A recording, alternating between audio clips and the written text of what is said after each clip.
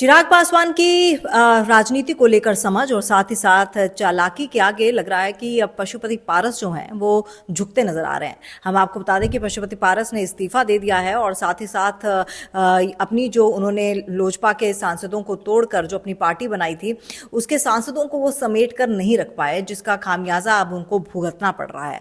हालांकि उनके पास कुछ ऑप्शंस अभी भी हैं, कुछ विकल्प अभी भी हैं। उन विकल्पों पर नजर डालते हैं और आपको बताते हैं कि आखिरकार पशुपति पारस जो है वो चिराग पासवान की राजनीतिक समझ के आगे फेल होते दिख रहे हैं।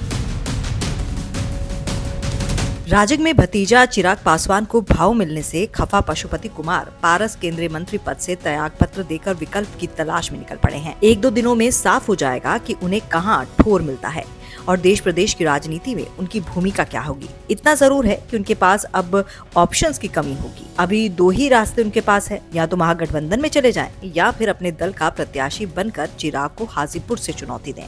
फिलहाल वो चिराग की चालाकी और संतुलित राजनीति में पूरी तरह से उलझ कर रह गए हैं। दिल्ली में मंगलवार की दोपहर प्रेस कॉन्फ्रेंस करके इस्तीफा देने वाले पशुपति पारस शाम होते होते पटना पहुंच गए। लगभग 3 वर्ष पहले अपने बड़े भाई रामविलास पासवान के निधन के बाद लोजपा से तोड़कर पारस जिन 4 सांसदों को सोना बनाने का सपना दिखाकर अपने साथ लाए थे, उनमें से किसी को सहेज कर नहीं रख पाए। दिल्ली में पारस की प्रेस कॉन्फ्रेंस के दौरान उनके साथ का कोई सांसद नहीं था। ना तो सूरजभान के भाई चंदन सिंह थे और ना ही पारस का दूसरा सांसद भतीजा प्रिंस राज यहाँ था, जबकि पारस प्रिंस राज के सरकारी बंगले में ही रहते थे। मंत्री बनने के बाद भी उन्होंने अलग बंगला नहीं लिया था। 4 दिन पहले पारस भाजपा के फैसले पर पुनर्विचार के आग्रह के लिए जब प्रेस कॉन्फ्रेंस बुलाई थी तो उनके अगल बगल दोनों सांसद और सूरजभान भी थे।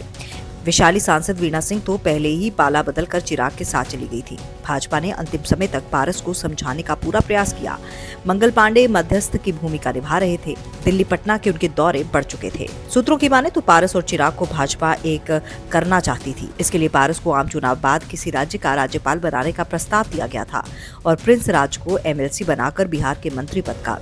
सूरजभान के भाई के लिए भी भाजपा का प्रस्ताव था, किंतु पारस अड़े रहे और नतीजा हुआ कि उन्हें गठबंधन बदलने पर मजबूर होना पड़ा। भाजपा से अलग होकर राजद की ओर दोस्ती का हाथ बढ़ा रहे पारस ने पहले से ही बोल रखा है कि हाजीपुर सीट नहीं छोड़ेंगे। अब चिराग से दो हाथ करने के लिए पारस को किसी दल या गठबंधन का सहारा चाहिए। सूचना है कि राजद में उनकी पहले से ही बातचीत चल रही थी। अगर दल के आधार पर गठबंधन होता है तो राजद को अपने मित्र दलों से सहमति लेनी होगी। कांग्रेस एवं वाम दलों के राजी होने पर ही सीट बंटवारे का फॉर्मूला निकल पाएगा।